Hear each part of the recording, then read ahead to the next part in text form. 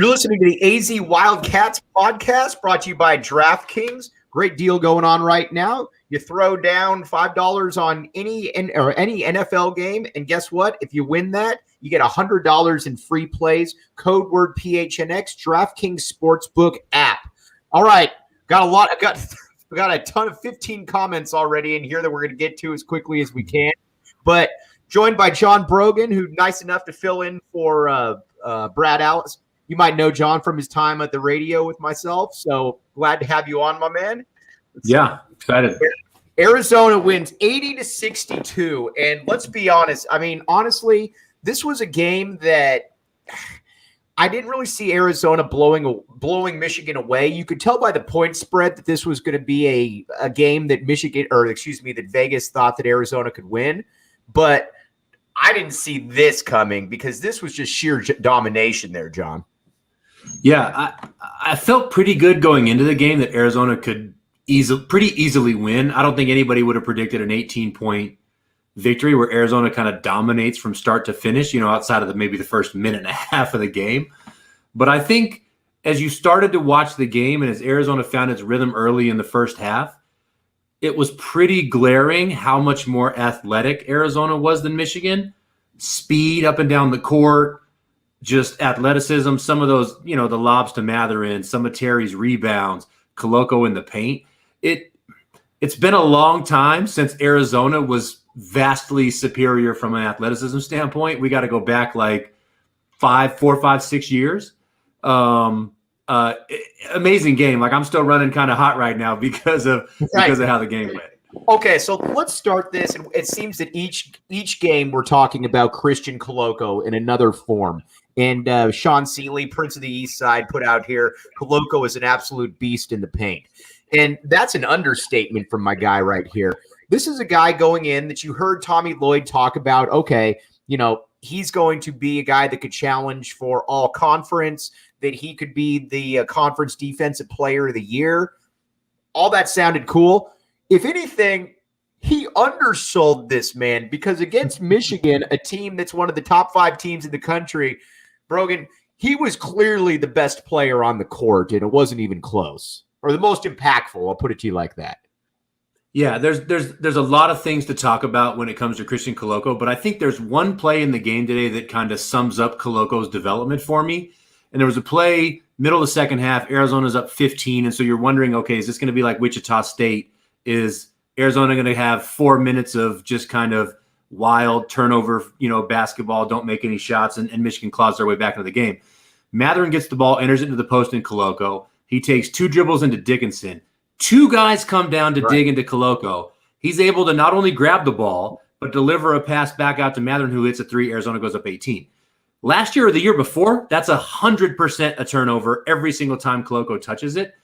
So just a simple fact that he had a full offseason to practice with college coaches, college strength and conditioning, as opposed to being, at some high school gym in California. Every aspect of his game is improved. His touch, his shooting, his ability to handle the ball, his ability to catch. And then I think you combine that with Lloyd's system. We've talked about this a million times. Miller's system is pack line defense, big guys wall up. They don't really try to block shots. But Koloko is attacking every shot inside 10 feet, and it's just changed the Arizona's defense in general. But Koloko, I mean, you're talking about a guy who's pretty much a lock to be first-team All-Pac-12 if he just keeps this pace for the rest of the season. All right, so let's get to a bunch of these comments here. KB Thiel and Sean Seeley both put the same question out there that how high are we going to be ranked? And you know what? The people here that listen to the AZ Wildcats podcast are smart people because Brogan and I were talking about it ain't going to be high enough. That's for sure. I think that this is a team that, if you look at it, this should be a top 15 team. But you made a good point, too, where you said that generally that's not how these things work. Explain what you meant by that. Yeah, so when a team's unranked, I almost feel like rarely do the voters want to admit they were so drastically wrong with certain teams that they don't just ramp them up into the top 10, top 15. Right. I think if you combine that with Michigan's loss to Seton Hall, it dilutes this win just a little bit. And so I think you're going to see Arizona around 20. They're too good to be, creeping in at 25. they're showing up as like the third or fourth team that, also votes or whatever. But, if you look at a team like St. Bonaventure, 22nd coming into the game today, they smack Marquette by 20. Look impressive doing it. Do you see Arizona jumping them? The pollers already like St. Bonaventure. So I think it's going to be 20. I don't think it's high enough. I think, to your point, Arizona should be somewhere around 15 the way they're playing right now.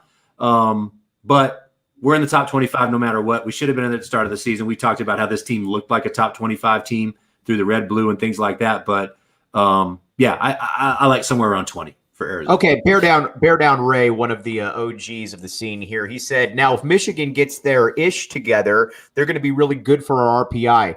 And honestly, guys, I don't worry about that at all. Michigan is going to be a good team. Yes, they lost to Seton Hall. I think you might also find out that Arizona was a bad matchup for them because of just the length and the athleticism. And our guy Jason Shear was there, and he was messaging us in group during the game, and he was saying that, is it as stark on TV as it is here, just how much quicker Arizona is? And you beat me to the punch. You said, yeah, man, they're just running circles around it. So Michigan's a good team. I just think Arizona is also a really bad matchup for them. Yeah, when you look at Michigan, their starting point guard's a transfer. They got the 2 5-star freshmen who can both play.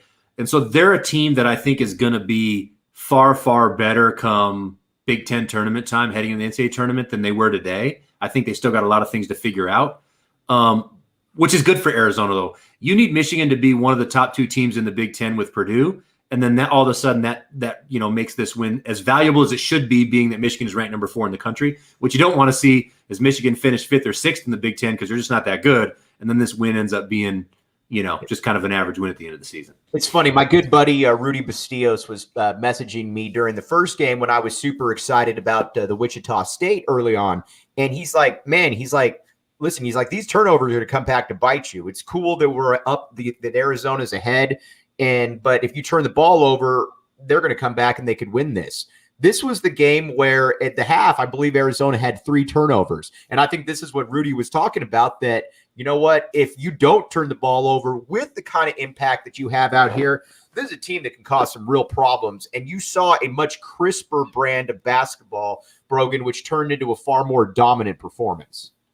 Yeah, if you look at the Wichita State game, Arizona, I think, was 2 for 17 from 3, had 24 turnovers. I think missed 9 free throws, most of them down the stretch. That game could have easily been an 18-point victory if Arizona was just a little tighter and a little cleaner. And that's what you saw tonight. A few more threes fell, far less turnovers. They made their free throws. And then this is what you get. You get Arizona being the more superior athletic team running up and down the court, and you get a 20-point blowout. And there was never a point in the game where you're like, man, I think Michigan's about to get back into it. They're going to make some plays. Yeah, Arizona had 2-3-minute stretches where it's like, okay, here we go. Turnovers, bad shots, whatever. But their defense was start to finish, giving Michigan problems.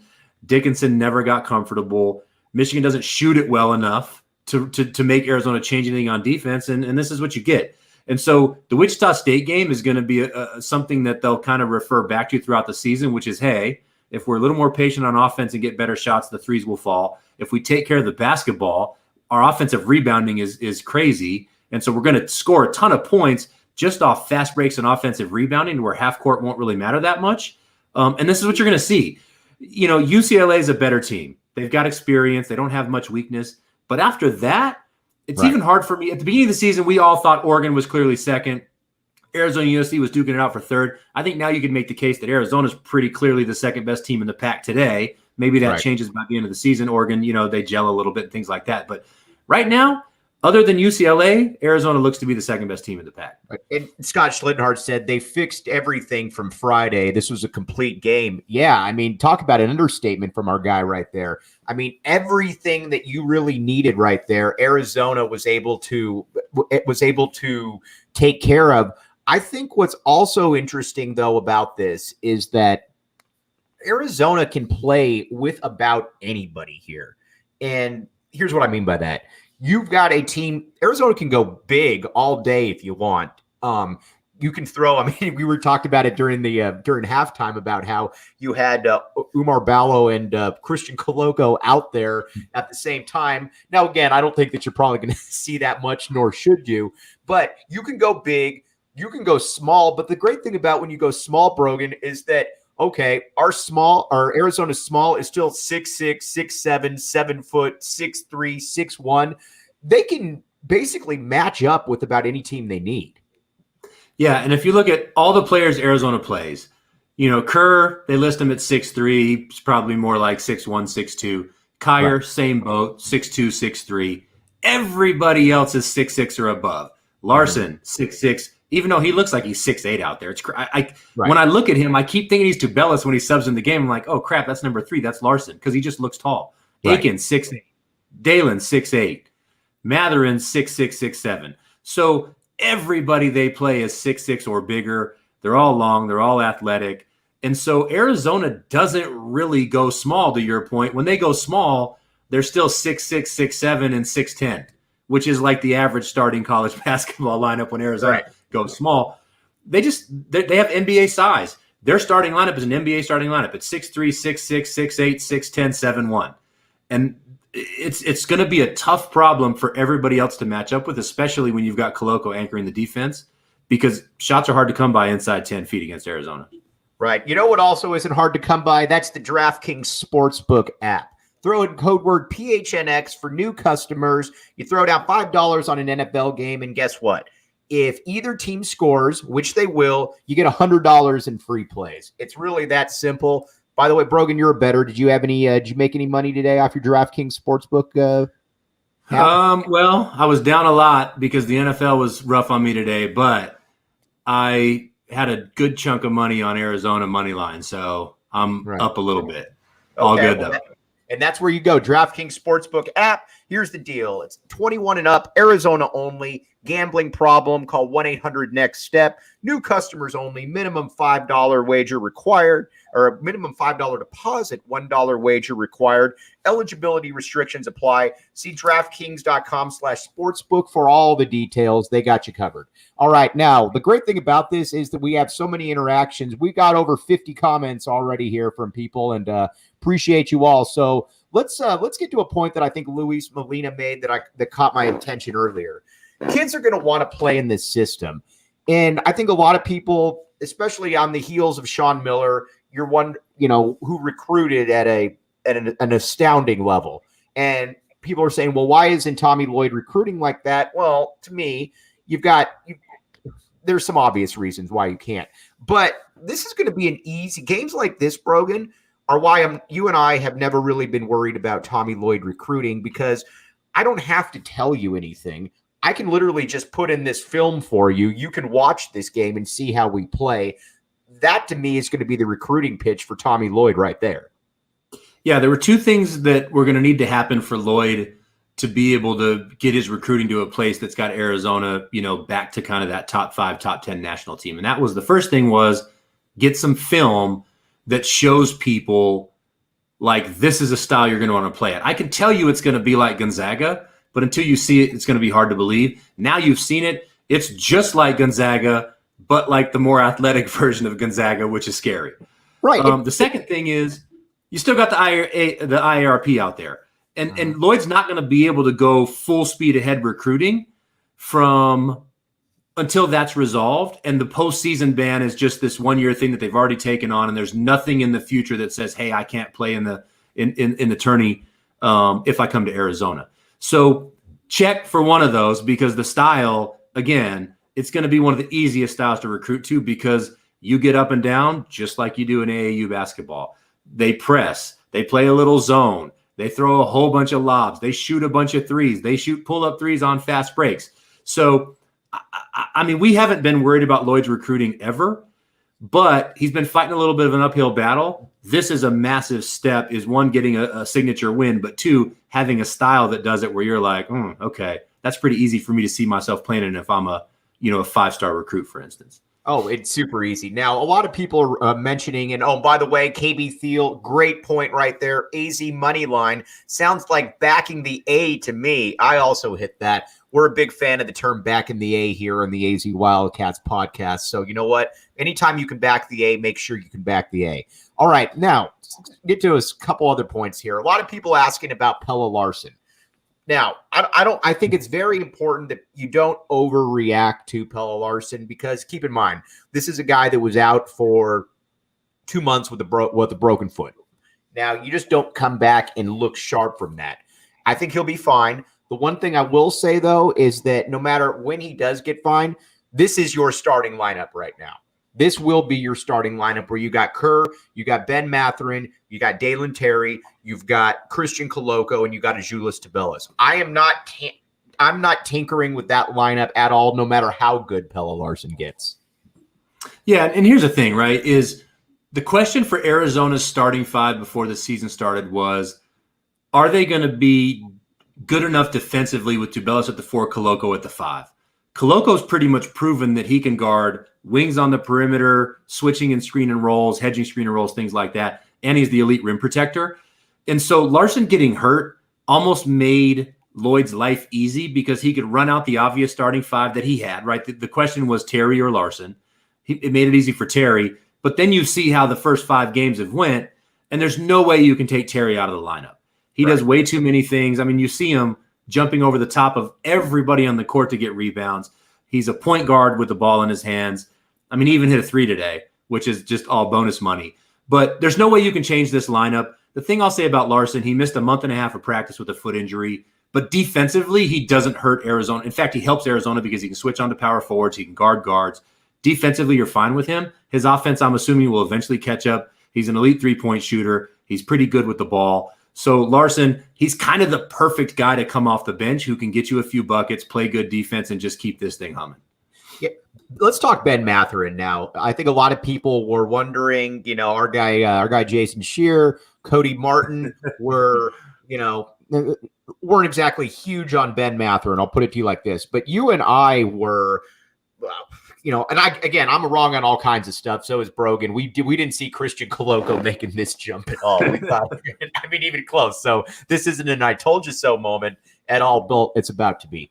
But Ben Matheran is an NBA player. What you saw out there today against Michigan was a guy who was clearly physically more gifted than the other players on Michigan, from the fact that he can get to the hoop, how strong and athletic he is. This is a guy that at bare minimum is a 3-and-D player at the next level. This is a guy that will play in the end. Whenever he does declare, he will play in the NBA for a long time, Brogan. Yeah, and today was big for him because you've got Caleb Houston at Michigan, who, top 10 recruit in the country, like borderline lottery pick in next year's draft.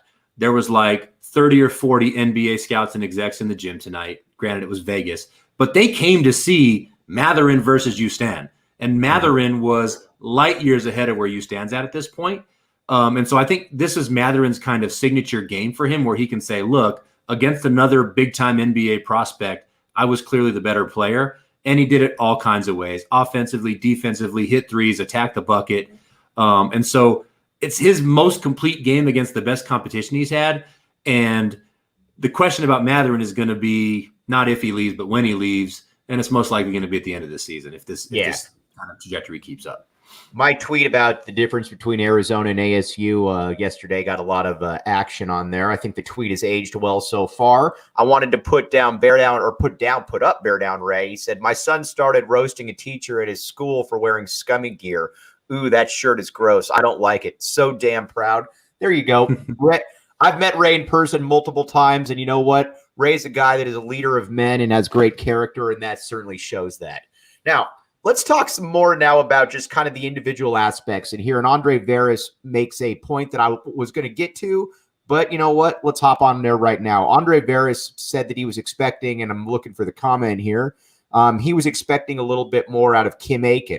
Here's my take on Kim Aiken, and this is a good thing, is that it's not necessarily that Kim Aiken isn't playing well and that Kim Aiken can't contribute in a big way out there. It's that the guys in front of Kim Aiken are just better. And that's not a bad thing. Who are you really going to take out to put in Kim Aiken? Because you've got Azuolas Tubelis isn't coming out. Ben Matheran's not coming out. Dalen Terry's not coming out. Koloko's not coming out. So to me, it's more of a pro the rest of the roster than an anti-Kim Aiken type thing, Brogan. Yeah, and when you look at Arizona's bench, Ballo has a clear role, backup center, 12, 14 minutes a game, all good. Kyer, clear role, backup point guard. He's the opposite of Kerr, a little more athletic, a little more of your traditional point guard, a little better defensively, things like that. But Aiken just happens to be a victim of circumstance where Arizona's three best players are Matheran, Terry, four best, Tubelis, Koloko. But three of those guys play the same position he does, which is that 3-4. And so if Aiken's not playing, that might be the best thing for Arizona. If he's got to play 15 to 17 minutes, that means either Matheran, Terry, or Tubelis isn't kind of living up to what Arizona needs them to be an elite team. So I look at it as the exact opposite. I don't expect more out of him. When he's not playing, that's the best sign to me for Arizona basketball, because that means those other three guys are just killing it, and there's just not many minutes for him at that point. All right, Bob says, is Ballo more advanced than we thought he would be at this point? And to put it mildly, Bob, you're a yes. When I first saw Ballo, when I saw him come in, I thought that this would kind of be just another, I use the term roster filler. He'll be out there for a few minutes, and, he's a big body. Ballo can play. Now, he's not going to overtake Koloko, but if Koloko, and this feels so weird to say, but if Koloko is off to the NBA after this season, and you're going in next season with Oumar Ballo as your starting center, I'm more than okay with that from what I've seen so far. Yeah, same thing. I mean, we could just basically chalk up Arizona centers to us not having any idea what we're talking about.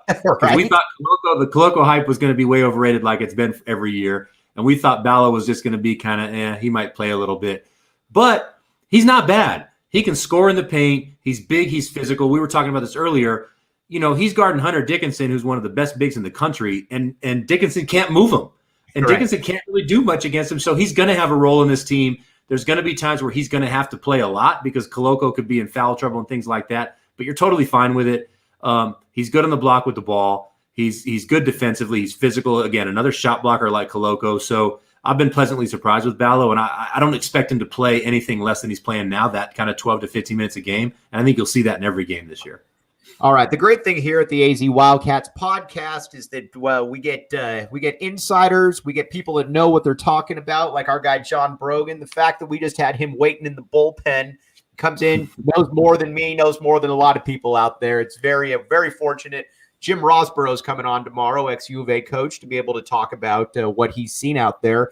But again, everybody hop on there, go PHNX, subscribe to the podcast, AZ Wildcats. All right.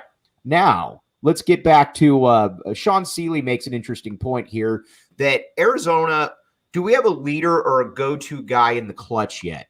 And I think against Wichita State, we saw at least who Tommy Lloyd believes that is, and he believes that go-to guy down the stretch is Azuolas Tubelis. Because when the game was close, every single time down the court for 3 or 4 times, the ball was going to Tubelis. So that to me is the example, or basically the best way that you can put it, that if a game's close, who are you going to? This game wasn't close, but I could also see that being the case where you go with Tubelis. But you got other options, though, too, Brogan. On a given day, it could be Koloko. It could be Matheran. Kirk Kriisa shows that he's more than comfortable shooting and taking big shots. So there's a lot of different avenues that Lloyd can take. But so far, to me, I think Tubelis is the guy that they at least looked and showed early on. Yeah, and it's funny because when I look at this team, I think there's two kind of glaring, I don't want to say weaknesses, but two glaring questions I have that'll determine kind of how deep they go in the tournament. The first one is shooting, right? Mm-hmm. Kerr obviously can shoot it. Matheran's a pretty good shooter. Everybody else is question marks at this point. So can they shoot it? Through, the first couple of games, transition, offensive rebounds have made up for any lack of shooting they've had. The second thing is exactly what Sean Seeley asked, is who is their leader? Who's their go-to guy? I think it's going to be matchup specific. I think it was Tubelis against Wichita State because they were so small. And anytime you can't match his size, he's going to dominate you in the paint. I think if you play a bigger team that can maybe neutralize Tubelis, I think it's going to be Matheran at that point. I think Kerr's definitely not afraid to hit a big three if we need one. But I don't think we know who the guy is yet. I think it's matchup specific. And I do think that's something they're going to need to find by the end of the season is like, look, If it's 65-65 and there's 12 seconds to go in the game and we're inbounding the ball, who's going to have the ball in their hands? I kind of think it's going to be Matheran right now. If Lloyd, gun to his head, he had to choose. But I could see Terry as a playmaker. I could see Kerr as an offensive threat. I could see Matheran. I could see Tabella. So I think that's still a big question mark for Arizona. They're going to have to figure out. All right. Austin Knowles makes an interesting point here that I didn't have in my notes, but I think it's a great point, and that's why we like so much of the listener interaction. Who gets more credit, Sean Miller because of the pieces he left or Tommy? Now, to me, this is kind of a two-part question. First, you got to give Sean Miller kudos for sure, because generally when a coach takes over, he doesn't inherit this kind of talent. Look when Sean Miller took over after the KO Pennell thing. But I've also got to give a ton of kudos, though, to Tommy Lloyd, because I think that this team will reach a higher apex under Lloyd because of the style he's put out there, the kind of the imposing of their will than maybe Sean Miller would have, Brogan. Yeah, and Sean Miller's going to get a bum rap at Arizona for a lot of different reasons. But when he took over the team, it was one of the worst teams Arizona's had in a long time. He got a little stroke of luck with the Tim Floyd deal and him getting some of those USC recruits, Solomon Hill, Derek Williams, or whatever. Tommy Lloyd walked into the exact opposite situation where he was handed a top 25 team. But to your point, his style, this team was oddly enough built for that style. Kirk Kriisa isn't the same player in Sean Miller's system. Dalen Terry, not the same player in Sean Miller's system. Christian Koloko, not the same player. Matheran and Tubelis, I think those guys are fine in any system. But, Lloyd definitely stepped into a job with a ton of talent. But you can't just dismiss the fact that his system has unlocked a lot of things with these guys. Yeah, and you see, and the commentators keep talking about it, and I thought this was a great point, too. And by the way, the color commentator at Robbie Hummel, he's fantastic. Awesome. And I think you messaged that during the game as well. No, he's really good. So more Robbie Hummel, please. But as far as this team, though, Tommy Lloyd has just been perfect. And I thought Hummel made an interesting point when he was interviewing Tommy Lloyd. And Tommy Lloyd said, there hasn't been as much of a transition as maybe I would have thought, because, and he wasn't saying this in a spiking the football type way. He said, Coach Few gave me a ton of power, a ton of input as far as recruiting, putting the offense together. So while maybe Tommy Lloyd obviously wasn't the head coach, he was still a guy that was entrusted with almost head coaching type responsibilities, Brogan. Yeah, you can go back and watch Gonzaga games over the last 2 or 3 years, and you'll see Tommy Lloyd standing on the sidelines, barking out instructions, calling plays, calling inbounds plays, calling defenses, more than Mark Few. Right. Like, obviously, Mark Few is the guy at Gonzaga, and the system starts with him. But Lloyd had so much kind of leeway there to run a program and get as much experience as he possibly could. It was funny because I had one of my buddies text me, Larson shoots that three with about 3.5 minutes to go, 4 minutes to go, whatever it was. And Lloyd just absolutely lit him up when he called timeout coming off the sideline. Oh, he was cussing him out. And one of my buddies texted me, he's like, it was kind of good to see Lloyd getting, Larson's ass for shooting that kind of bad time three, because Lloyd does look kind of like Mr. Nice Guy on the sideline. So you wonder if he's kind of got that fire in him. Oh, he showed it tonight. Kids accountable. But yeah, it was good to see that side of him, because we haven't really had to see that yet. Kind of that fiery, I want to win at all cost, kind of thing. So that was something good that stood out to me tonight too. Okay, so by the way, you said the where was it here? Boog just says Robbie Hummel just finished his eligibility at Purdue. It did feel like he was at Purdue forever. I'll say 9 years. Yeah, right. Like 9 years for sure. All right. The future president of the United States, Matthew Rain, who I actually used to live with in college, made a point. He says, the only concern I have coming out of the weekend is the 3-point shooting. Brogan, we just talked about that. 5 for 27 against Wichita State, 4 of 21 tonight. Have to be better there, but what a game. And yeah, I think that's going to be something they're going to have to work on all season. And I don't know that that's ever going to be a strength of the team, mainly because you and I have followed a lot of these guys over the years. Dalen Terry's, and there's no bigger fan of Dalen Terry than me, but Dalen Terry's never going to be a at least this year, a good 3-point shooter. That's just not in the cards. Tabella's kind of the same thing. Matheran, Matheran's fine, Kerr's fine, but after that, you got a lot of question marks. But I think that you can mitigate some of that by getting out and running in the way they have and being able to kind of impose your will. Yeah, and it's weird because coming into every Sean Miller season, we're like, man, I wonder if this team can shoot threes. They don't really have any shooters, this, that, and the other. But then you look at the end of the season, the team shoots 38% from three, and they make a bunch of threes every game. This team coming into the season, we're like, well, Kerr can shoot, Matheran can shoot, Larson can shoot, Tubelis can make a three. Turns out, can't really shoot. So it's weird how it kind of flips. Right. But it's going to be an issue in a game or two, and it might cost them a win or two down the stretch. It almost cost them against Wichita State. But I think they more than make up it with their defense, getting out in transition, and how many easy buckets they're able to get with offensive rebounding to where they don't have to be the best three-point shooting team. They just got to do like tonight, where the game gets a little funky and they go 2-3 minutes out without any sort of kind of easy buckets or things like that. Matheran hits those 2 threes and kind of keeps the lead to 15 to 18 or whatever. As long as they can make timely threes, I don't think they've got to make 10 or 15 a game. They just got to make some that matter, in those big situations, and I think they'll be fine.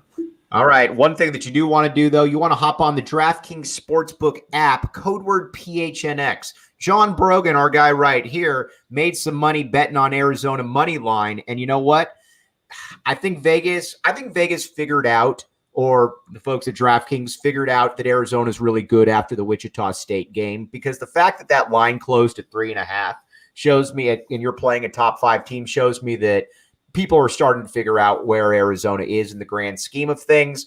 DraftKings Sportsbook is the place that you're going to want to hop onto the app to get any bets that you can on Arizona. Make sure that it happens. All right, now the one thing about it, great deal going on. Throw down $5 on an NFL game for new customers, and guess what?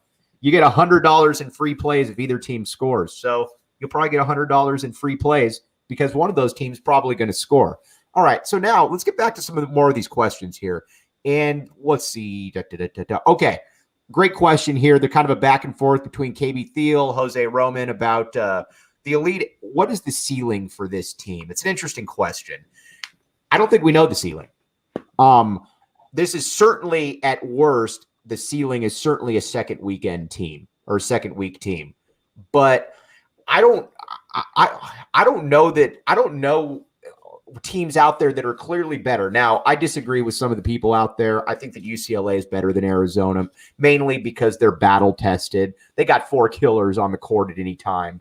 But if you were to tell me that Arizona was going to play UCLA in the NCAA tournament, Arizona's a live dog in that game. So I don't know that there's any team that they can't beat. I'll put it to you like that. And that's when you're talking about the ceiling. That's where I think it's important, Brogan.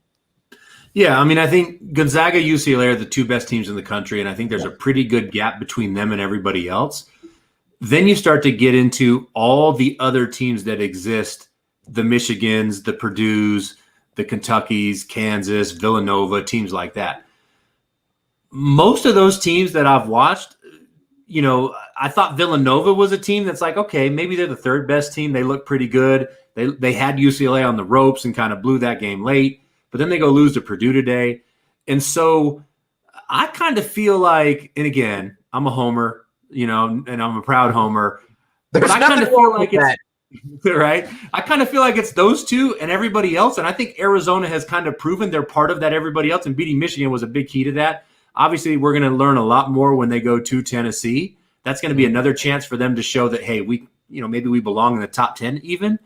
But I agree with you. Arizona can beat just about anybody. And so second weekend, I think, is pretty easy.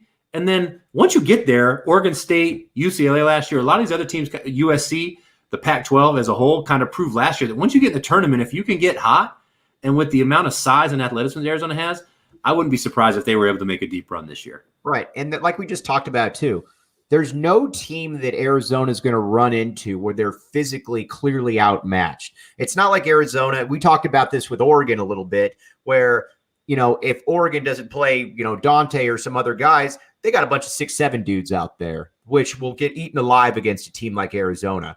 Arizona doesn't have that issue. Arizona, like we talked about, you can throw 7 foot, 6'10", 6'7", 6'6" across the line, And so they'll go into any team where you're like, oh gosh, the Arizona doesn't match up there. Now, another game too that's going to be interesting, and Scott Schlittenhart and KB Thiel just put this out there, and the White Panda. He said, here are the teams that Arizona could theoretically go against and beat. You've already got Michigan on there, which is going to be a nice resume win. A lot of people right now are saying they're overrated. I think by the end of the year, Michigan's going to be a top 3 seed in the tournament. So you got Tennessee, then you got Illinois, USC, UCLA, Oregon. Arizona's going to have a lot of opportunities, Brogan, to really be able to push that strength of schedule. Yeah, and I think you're going to count Wichita State as a big win at the end of the season. They're most likely going to win their conference. They're probably going to be somewhere around that 20 to 30 range in terms of ranking because they're going to win a ton of games. But Arizona's definitely going to play enough teams that can go deep in the tournament to have a good sense of the tournament when it comes. I think what was frustrating about Arizona in the past, last 3, 4, 5, 6 years, is we only got to see 1 or 2 non-conference games, and they were usually in a tournament somewhere where it's like, okay, can we compete with some of these better teams? Now we get Illinois on the road, Tennessee on the road, Michigan neutral site, Wichita State neutral site. So going into the conference season, Arizona's going to have a really good understanding of where they're at. If somehow they come, away undefeated in non-conference play, they're able to win at Illinois and Tennessee, then you're looking at a top 10 team heading into conference play, which is going to be exciting. All right. Well, we always like to be able to make fun of ASU a little bit here. And KB Thiel says, what about Arizona State? Arizona State's just not very good. I mean, that's a team that I would be very shocked if Arizona didn't handle ASU twice. I think Arizona State Arizona's a terrible matchup for ASU across the board, to be honest with you. I mean, Arizona State's got some decent pieces. They're going to get better as the season goes on because they had to replace a lot of stuff. But there's just not anywhere they're better than Arizona at. And that's a game that Arizona is going to be ramped all the way up for. It's not like they're going to go to Oregon State, to Washington State on a late Thursday night game or a Saturday turnaround where they might get caught off guard. Arizona State will be a game where they're amped up all the way, and they're just better at pretty much every position.